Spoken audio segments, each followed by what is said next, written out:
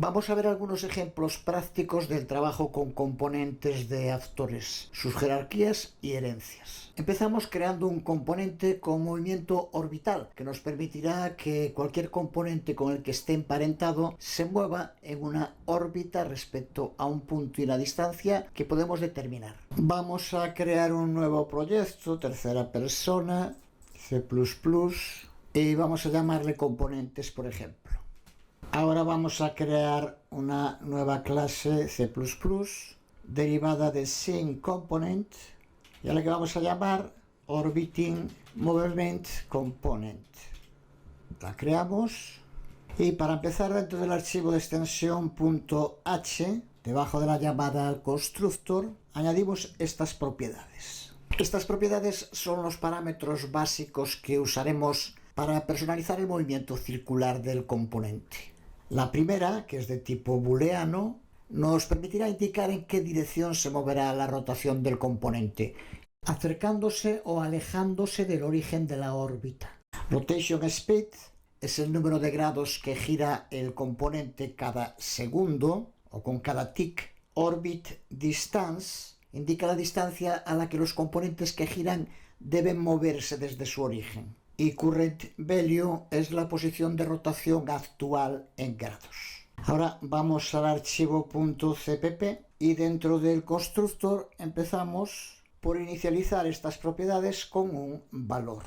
Rotate to face outward lo configuramos a true, ya que al empezar el movimiento se estará alejando desde su punto de origen, indicando que la distancia máxima de esa órbita respecto a su origen es de 100 y que la velocidad de rotación es 5. Current value empieza en 0, que son 0 grados, y que se irá modificando con cada tick. Ahora tenemos que colocarnos dentro de la función tickComponent para calcular la ubicación y rotación de nuestro componente, que se irá actualizando con cada fotograma, que es lo que nos permite crear la animación de giro. Lo primero que necesitamos es que los valores de nuestros ángulos, que de momento aparecerán en grados, se expresen en radianes, que describen los ángulos pero en términos pi. No vamos a entrar ahora aquí en temas de cálculos trigonométricos que se escapan del objetivo de este curso, pero puedes profundizar a través de información en multitud de sitios. En las propiedades creamos una current value que con cada tick irá almacenando el valor actual del círculo que vamos a ir trazando en la órbita en grados. Y vamos a usar esta función degrees to radians que se encuentra dentro del ámbito fmat para hacer eso, convertir los grados en radianes, que es lo que vamos a necesitar para poder operar. Para crear el movimiento circular vamos a usar la función setRelativeLocation, que con cada fotograma irá determinando la posición del giro.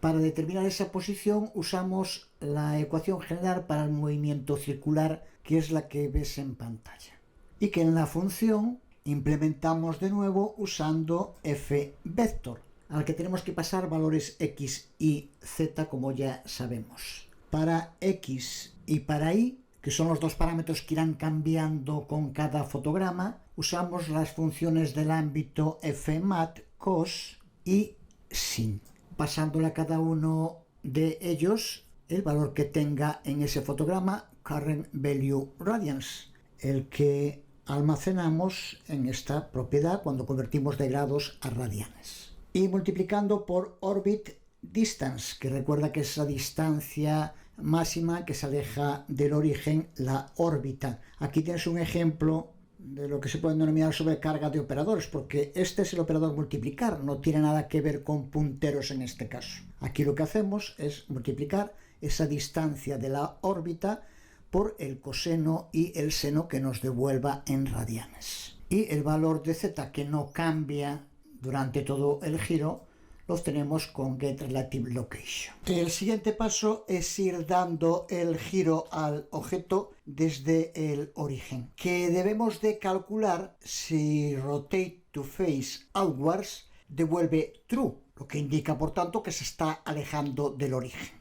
Si es así, empezamos por obtener el desplazamiento relativo del componente respecto a su padre, usando de nuevo getRelativeLocation y la función getSaveNormal, que devuelve el valor del vector siempre que su longitud lo haga posible. Una vez obtenido ese desplazamiento, creamos un rotor que apunte del padre a la rotación de desplazamiento actual, lo que calculamos con el uso de rotation, que devuelve la dirección a la que apunta el vector.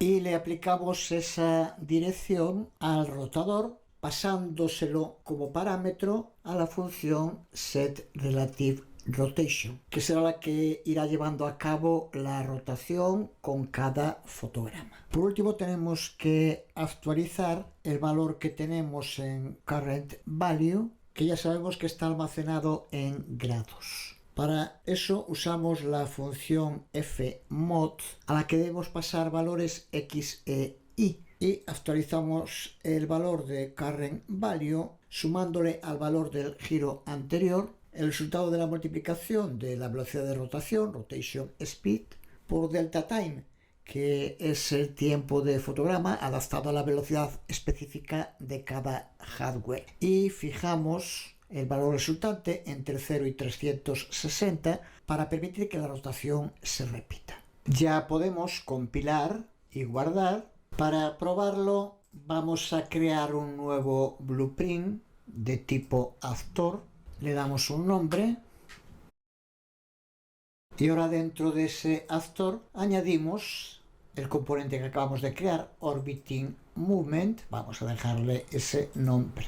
Y como hijo de este componente vamos a añadir un mesh, por ejemplo cube nos vale. Tenemos por tanto un blueprint actor con un componente padre Orbiting Movement y el componente hijo que es cube. Vamos a compilar, guardar y vamos a colocar una instancia del actor en el escenario. Ahí la tenemos. Si ejecutamos el juego, observa como el cubo al que se le aplica la rotación que tiene su componente padre empieza a girar según los parámetros que le indicamos. Ahí lo tenemos. Seguimos en el próximo video tutorial.